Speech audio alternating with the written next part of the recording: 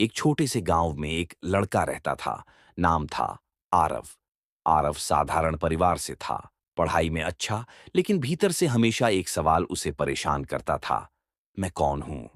वो अक्सर खेतों के बीच बैठकर आसमान की ओर देखता और खुद से पूछता, क्या मैं सिर्फ एक किसान का बेटा हूं? क्या मेरी पहचान मेरे नाम, काम या दूसरों की उम्मीदों से बनती है? एक दिन गांव में एक संत का आगमन हुआ। गांव के लोग उनकी बातें सुनने गए। आरव भी गया। संत ने सभा में पूछा, तुम सब कौन हो? लोग बोले, मैं एक शिक्षक हूं, मैं एक व्यापारी हूं, मैं एक मां हूं। तब संत मुस्कुराए और बोले, ये सब तो तुम्हारे काम हैं, लेकिन तुम हो कौन? आरव को वही सवाल फिर से चुभा, मैं कौन हूं? यात्रा की शुरुआत उस रात आरव ने फैसला किया, जब तक मुझे इसका उत्तर नहीं मिलेगा, मैं रुकूंगा नहीं। सुबह होते ही वह घर से निकला, एक थैला, कुछ कपड़े और दिल में सवाल लेकर। वो सबसे पहले शहर पहुंचा। वहां उसने कॉलेज में दाखिला लिया, पढ़ाई की, डिग्रियां लीं। लोग कहने लगे, अब तुम इंजीनियर हो।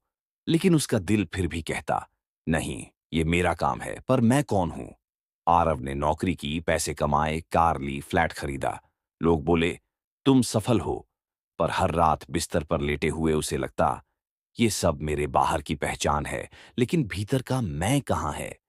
एक दिन थक हार कर उसने नौकरी छोड़ दी और निकल पड़ा हिमालय की ओर। शायद वहां उसे उत्तर मिल सके। हफ्तों तक आरव एक आश्रम में रहा। ना मोबाइल, ना सोशल मीडिया, ना दौड़, सिर्फ मौन, ध्यान और प्रकृति। धीरे धीरे उसके भीतर की हलचल शांत होने लगी। वह अपने विचारों को देखने लगा जैसे कोई बाहर से देख रहा हो। उसे महसूस हुआ, मैं अपने विचार नहीं हूं, क्योंकि विचार आते हैं और चले जाते हैं। फिर उसने सोचा, मैं अपने शरीर नहीं हूं, क्योंकि शरीर भी बदलता है।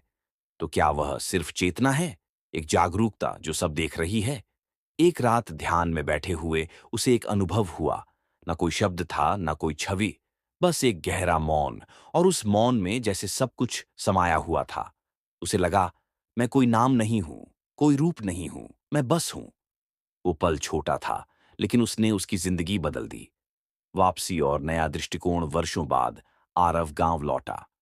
वही आरव, पर अब उसमें गहराई थी, शांति थी। लोगों ने पूछा, अब तुम कौन हो?